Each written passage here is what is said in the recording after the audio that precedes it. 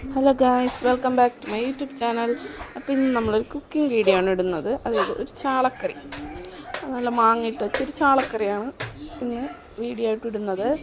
അപ്പോൾ അതിനായിട്ട് നമുക്ക് ആദ്യമായിട്ട് ഒരു ചട്ടി ചൂടാക്കാൻ വയ്ക്കാം. ചട്ടി ചൂടാക്കാൻ വെച്ച് അതിലേക്ക് നമുക്ക് കുറച്ച് വെളിച്ചെണ്ണ ഒഴിച്ച് കൊടുക്കുക. വെളിച്ചെണ്ണ ഒഴിച്ച് കൊടുത്ത ശേഷം നമുക്ക് കുറച്ച് കറിവേപ്പില ഇട്ട് കൊടുക്കുക. പിന്നെ പച്ചമുളക് ഇട്ട് കൊടുക്കുക. പിന്നെ ചെറിയ ഉള്ളി ഇട്ട് കൊടുക്കുക. കുറച്ച് ഉപ്പിട്ട് കൊടുത്ത് നന്നായിട്ടൊന്ന് വഴറ്റി കൊടുക്കുക. ഇതൊന്ന് വഴന്ന് വരുമ്പോഴത്തേക്ക് നമുക്ക് ഇതിലേക്ക് തക്കാളി ചേർത്ത് കൊടുക്കുക.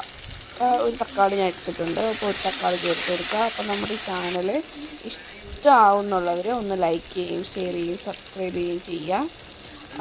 അപ്പോൾ നമുക്കിപ്പോൾ അതിൽ ചേർത്ത് കൊടുത്തിരിക്കുന്നത് മുളക് പൊടിയാണ്.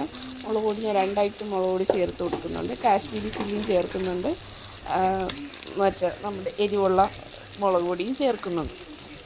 അപ്പോൾ അത് രണ്ടും ചേർത്ത് കൊടുത്തിട്ട് നമുക്കിപ്പോൾ ചേർത്തത് മല്ലിപ്പൊടിയാണ്. മല്ലിപ്പൊടി ചേർത്ത് കൊടുക്കുക.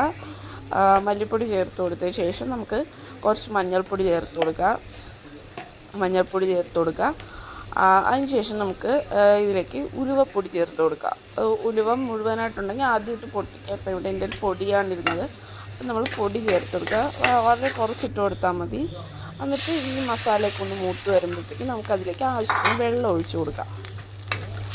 ഒരുപാട് വെള്ളം വേണ്ട, അത് നമ്മുടെ കറിക്കനുസരിച്ചുള്ള വെള്ളം, ഗ്രേവിക്ക് അനുസരിച്ചുള്ള വെള്ളം ഒഴിച്ച് കൊടുക്കുക. അതിനുശേഷം നമുക്ക് കുറച്ച് പുളി ഇട്ട് കൊടുക്കുക. കുടംപുളിയാണ് ഇട്ട് കൊടുക്കുക. പിന്നെ ഇതിൽ മെയിനായിട്ട് ഞാൻ ചേർത്ത് കൊടുത്തിരിക്കുന്നത് മാങ്ങയാണ്. നല്ല പച്ച മാങ്ങ ഇട്ട് കൊടുക്കുക.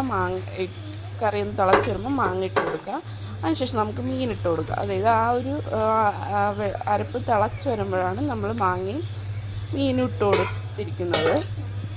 അതിന് ശേഷം ഇട്ട് കൊടുത്ത് ഇത് നമുക്ക് നന്നായിട്ടൊന്ന് ഇളക്കിയിട്ട് നമുക്കിത് കുറച്ച് നേരം ഒന്ന് മൂടി വെച്ച് വേവിക്കുകയാണ് വേണ്ടത്. അപ്പോൾ ഇത് നമുക്കൊന്ന് മൂടി വെച്ച് വേവിക്കാം. അപ്പോൾ ഇവിടെ കുറച്ച് ശബ്ദങ്ങളൊക്കെ അല്ലാണ്ട് കേൾക്കുന്നുണ്ട്, അത് ചീരയാണ്.